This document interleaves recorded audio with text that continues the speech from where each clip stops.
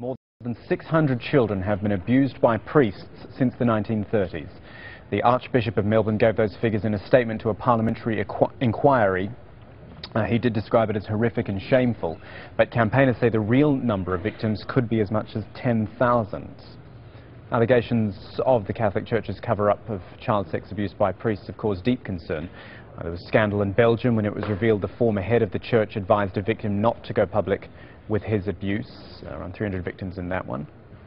Ireland, you can see there, two major reports uncovered the shocking extent of abuse and cover-ups involving thousands of victims. In one report, 4 Dublin archbishops were found to have effectively turned a blind eye to cases of abuse for almost 30 years.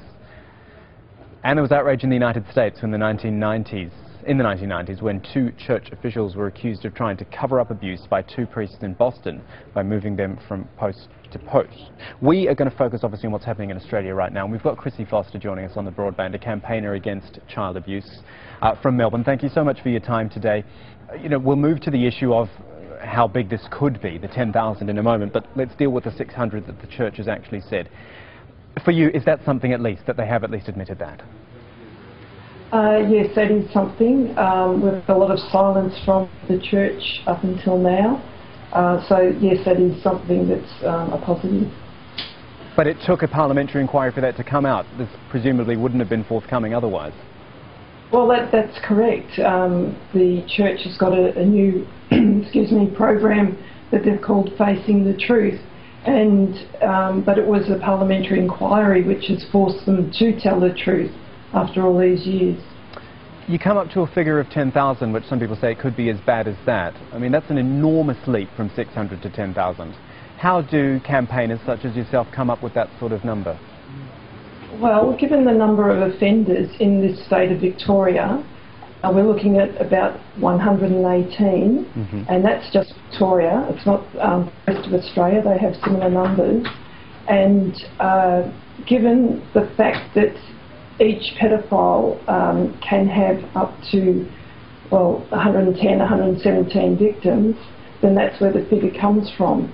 And some of these pedophiles, one in particular, Father Gerry Bridgestyle, he admitted to his family after he was arrested that he had hundreds of victims, and the offender for our children, he was very similar. He was sexually assaulting, raping children for 50 years. So we're talking about a lot of children. All these priests were having access to primary schools or secondary schools.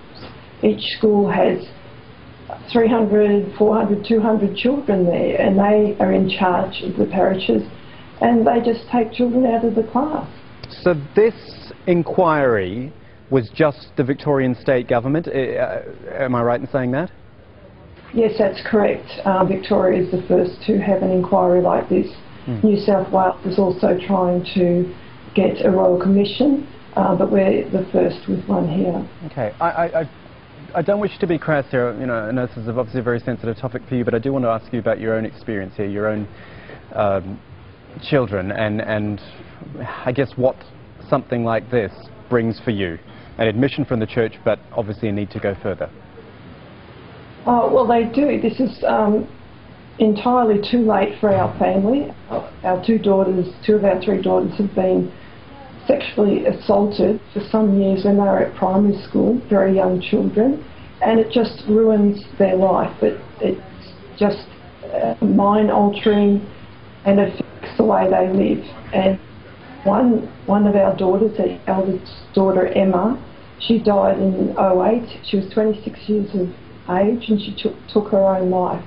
And she had a dreadful life up until then. She suffered greatly with the effects of this abuse.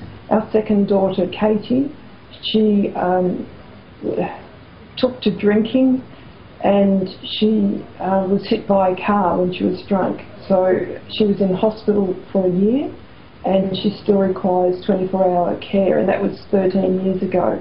So it's horrendous effects, and getting this inquiry will not help us. But I speak out so that other children do not have to suffer what my children have suffered.